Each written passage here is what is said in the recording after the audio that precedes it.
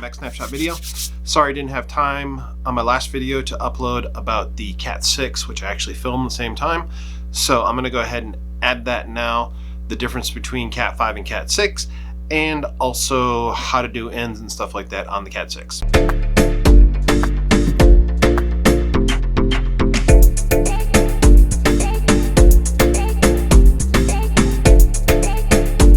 Now this right here is a Cat6 connector. Cat6 with Cat6 wiring. Now, here's the difference in the two. Look at the size difference in the wire. This right here is Cat6, this right here is Cat5. Now Cat6 goes a lot further goes a lot further distance and also holds a lot more information.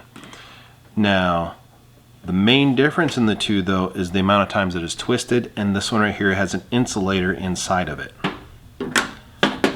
But the connections are set up the exact same. Notice there's a little piece of paper in here that separates them.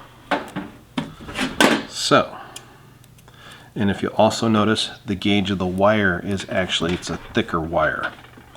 So a thicker wire, more information, can go a lot further distance. Also, look at the twist of the wire. It's actually twisted an extra time per inch than the other wire is. So Cat5, roughly 5 twists per inch. Cat6, 6 twists per inch.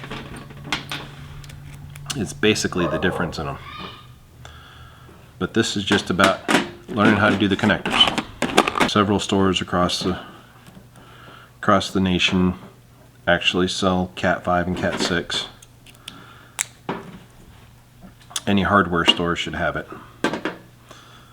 Now in this one, colors are still same colors. You have orange, blue, green, and brown. We're going to do B pattern as well on this one. If you notice, it's a little bit thicker, it's a little bit harder to work with, but it is workable. And we're going to start off B pattern on this one, which is orange, white, orange, then we're going to go green white, which is light green in this case, blue, blue white, green, and then brown white and brown. So there's our colors. Make sure we got them all nicely untwisted. Okay, then we're going to grab hold of them like we did before and shake them, make them all kind of straighten out. That's a little tip on how to get them to straighten out. All the wires nice and straight. Orange, white, orange, green, white, blue, blue, white, green, brown, white, brown. Cut off the ends. Take this. Now if you noticed, I cut that way past because this right here's got to go in there. I'm going to slide this all the way down. Now these wires are tight in here. These are very tight in here. There you go. They slide in right about to the end of my fingertip. We cut off a little extra on the end. Notice how I left a little. And this is going to slide right in there.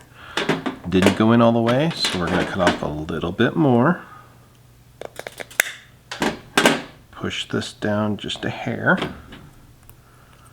Slide it in there. And then you can use the same crimper. It's the exact same size connector. And there's your Cat6. You don't have to buy Cat6 connectors. Cat5s will work. It is a little bit tighter, but it will work.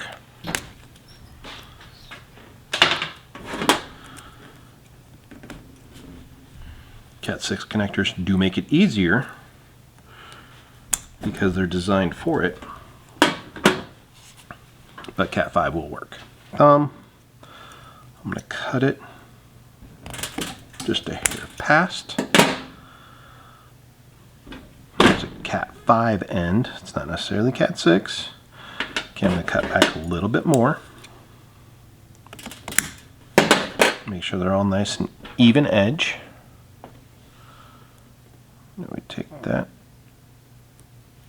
Oops, it got away from me a little bit. There went the lid. See, now it's getting a little squirrely on me. White, orange, green, white, blue, blue, white, green, brown, white, brown.